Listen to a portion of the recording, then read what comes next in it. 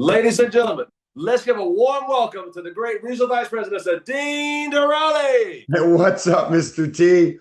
For those of you who remember George Zalicki, when he would come on stage, George Zalicki would say, "Well, have any of you heard me speak to before?" And people would say yes, and some would say no. You go, "Well, your luck's run out. You are stuck with me for a few minutes."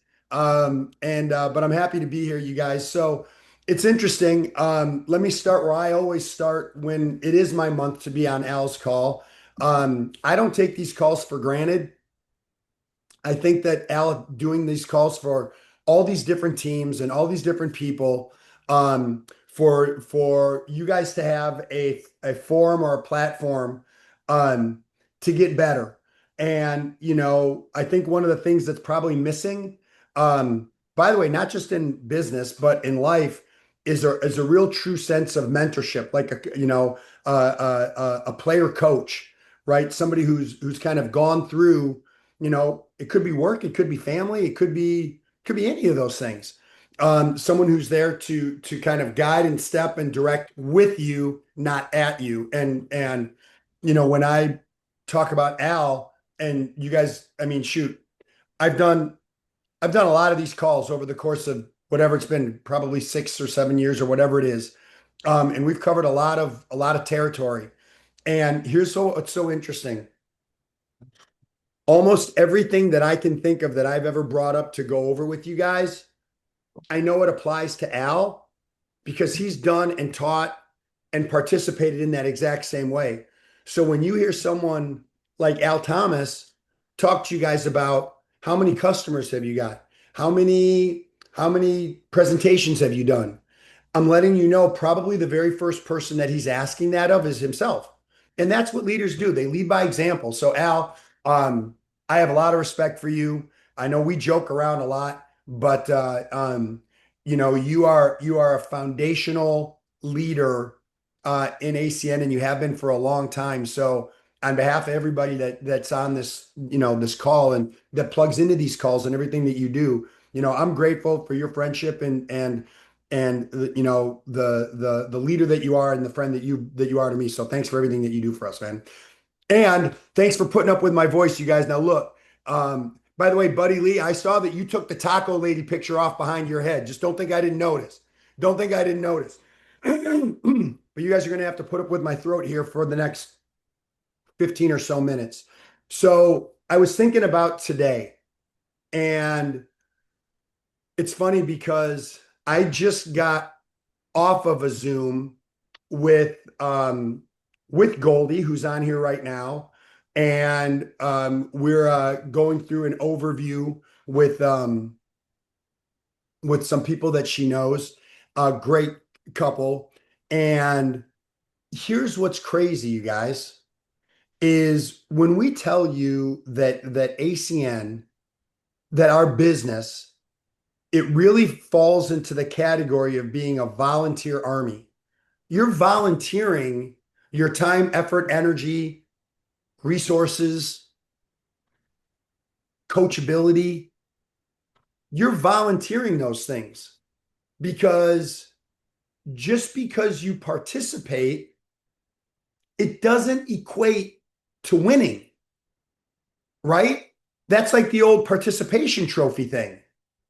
Now, you guys, please get this because I'm going to show you. I have a number of images I'm going to show you guys here for today. But I want you to think about this because it's important. And I'm going to revisit this before we're done.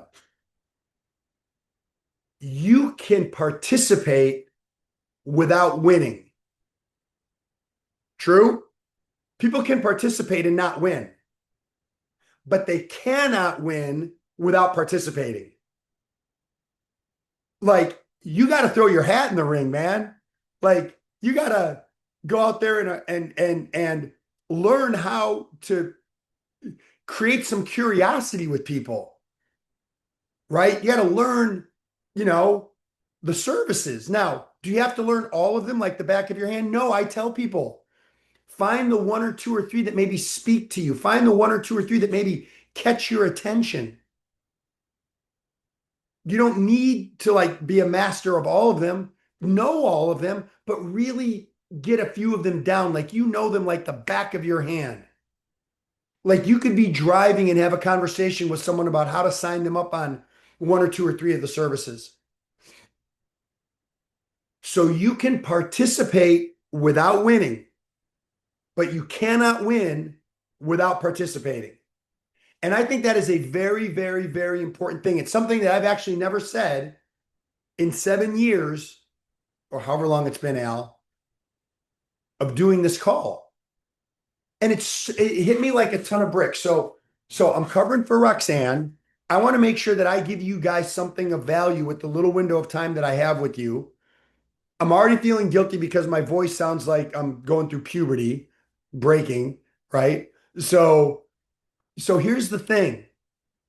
You have to gauge where you're at. I can't gauge it because I'm not with you every minute of the day. Al can't gauge it. Al and I only have the reports. We may have a conversation, but we only have the reports. Man, I talked to 100 people this month. Really? On my calendar, we haven't done one presentation and there's not one person that signed up. Now, you may have talked to 100 people, but what are you talking to them about? Because it's not ACN. So you're like, right? Then there's some of you who go, you know what? I peaked 5 people this week and we had 2 presentations. I know what you're doing is effective because you're getting people in front of the information. Just by a show of hands, you guys, does this make sense so far? For those of you who do have your cameras on, okay, this is a really important. I believe it's an important conversation. Now, that being said, when you can get good at distinguishing participation and winning and the relationship between the two, you will find what you need to work on will become self-evident, right? Man, I got to get better at these services. Man, I got to get better at peaking. Man, I got to get better at presenting. Man, I got to get better at identifying leaders. Man, I got to get better at really understanding the comp plan. Man, I got to get better. And here's what's great, right? People who are winning, and there's a quote, I might even have it in the slide deck that I'm going to show you guys. But isn't it funny that people who are winning never think they're doing enough?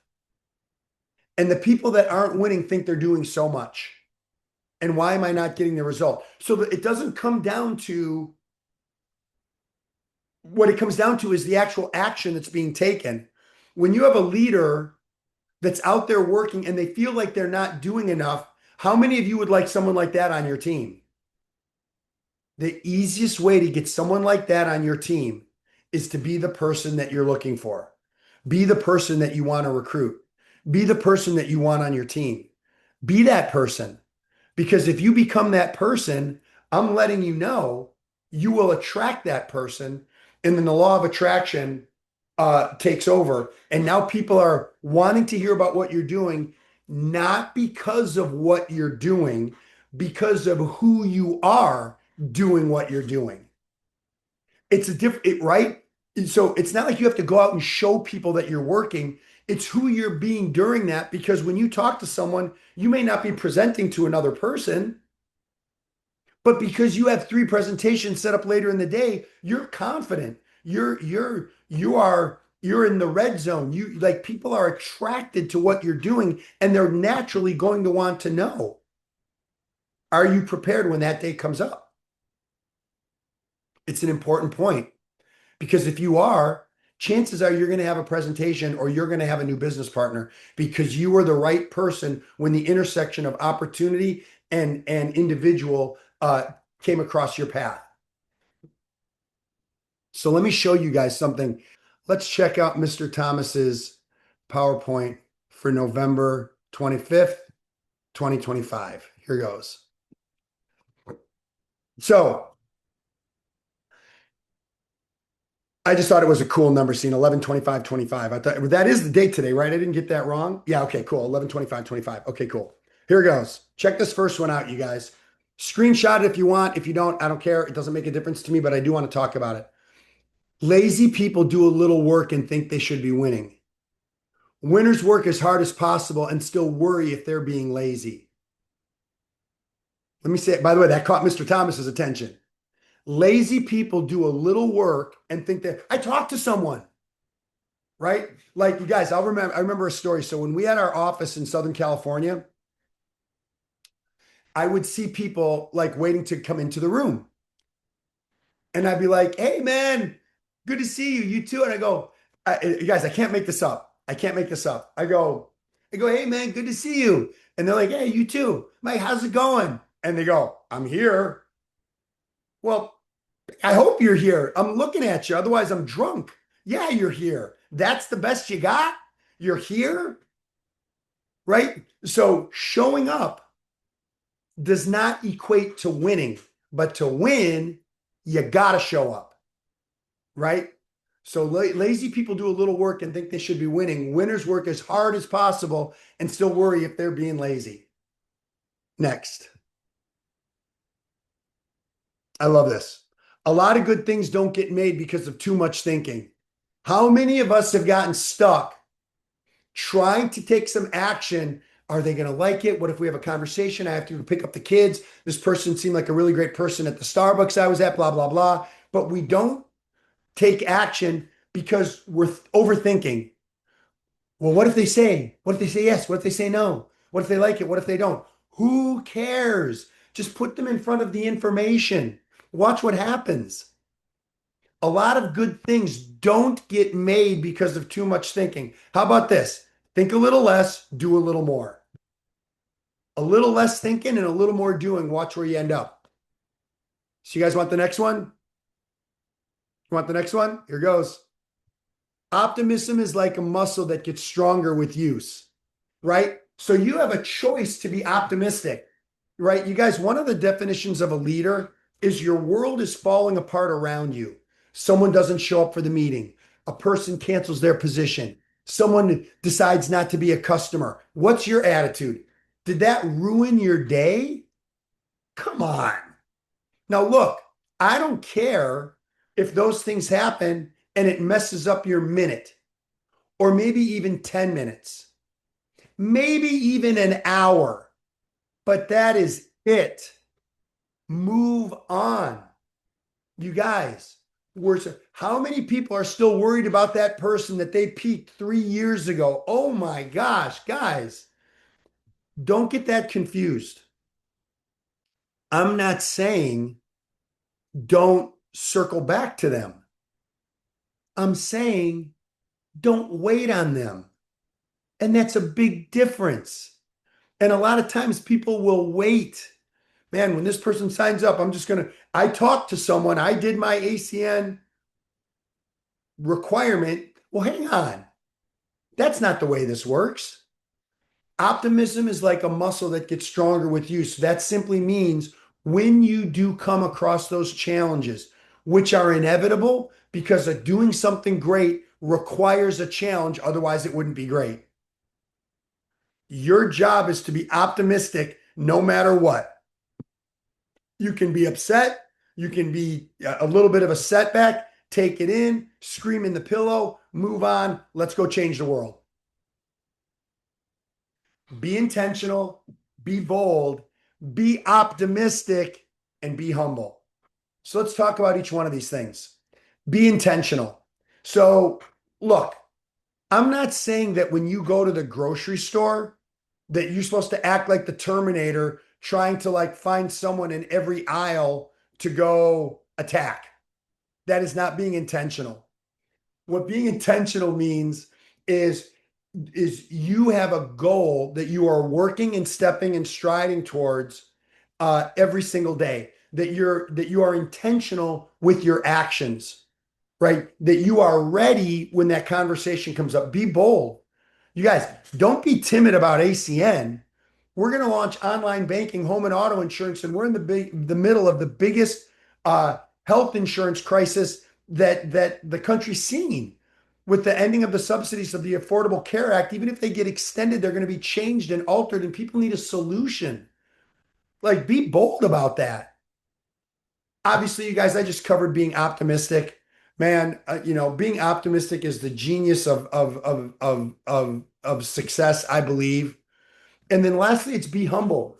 So if you guys are expecting to win, and you should, and you guys are expecting to succeed, and you should, and when you do, be humble, not false humility. How about we're in Thanksgiving, you guys? How about thankful, gracious, uh, uh, uh, recognizing others type of humility, right? When we say in leadership, successes down to your team, problems up to your upline. Why do we say that? We say that because if you bring the challenge that you have down to your team, they're not the ones that are capable of handling your challenges that you may have in this business. That's us, right? So when you have a challenge, bring it up to the leader that you're working with. Now, that being said, I've said this to my team on a bunch of occasions. When we say success is down to your team, bring your challenges up to us. That doesn't mean that we don't want to hear about your successes. Don't bring every problem without something good going on. Like we want to hear that as well. But we're saying, how do we get these things handled? Challenges down. I'm sorry, successes down, challenges up. And when you succeed, and you will, if you choose to, be gracious, be humble, and include the team in what it is that you've accomplished. Because nobody is bigger than the team that they work with and that we're fortunate enough to get to have. Hope that makes sense. And here's my last one. And I love this one. Never mistake activity for achievement. John Wooden, arguably the greatest basketball coach of all time. Never, ever mistake activity for achievement. You cannot have achievement without activity, but you can have activity without achievement. Are you doing things that are moving your business forward? Or are you rearranging your desk and thinking about what you could be doing? Right? So when I saw this, never mistake activity for achievement. I'm telling you guys, for this call, it hit me like a ton of bricks. And here's why. There's people out there that are doing activities, but they may not be achieving the way that they want to. And you can't mistake the two. They're not interchangeable. One of them requires the other. One of them does not guarantee the other. Let me say that again. One of them requires the other. One of them doesn't guarantee the other. What do I mean? Achievement requires activity. It requires it. It must be present. Achievement requires activity, but activity does not equate to achievement because people can be doing the wrong activities. They could be having the wrong conversations. Does that make sense, everybody? So, just wrapping this up, here's what I wanted you guys to know. We're at Thanksgiving, right? And there's a lot of people that would trade places with you. There's a lot of people that would trade places with me. There's a lot of people that would trade places with Bob or Buddy or Natasha. Hey, Natasha. Or Sheila, Dwight, Jackie, Goldie, Douglas. There's a lot of people out there, you guys, that, you know, we just need to be, I think we need to be cognizant that if we're all on a Zoom right now talking about building our businesses together, we got it pretty good compared to a whole lot of people in the world. That does not mean that you should not have goals and things that you want to accomplish. So, how do you show the leaders? How do you show the team? How do you show your team? How do you show Mr. Thomas? Most importantly, how do you show your family and yourself how thankful you are? Do what you said you were going to do. Do what you said you were going to do. Watch what happens, right? Does that mean every single day, every single minute you need to be doing this business? Absolutely not. That is not what it means, right? But, what it does mean is when you are consistent in what it is that you're doing, you are respecting your business. And I don't think you can be thankful for anything without a level of respect for something. So I hope that you guys respect the business that you get to be a part of, and that I get to be a part of, and that Al gets to be a part of. And that level of respect will come out and show and be very clear when you're taking the daily steps to achieve and move your business forward. And if you're not getting the result you want, let me be clear about this.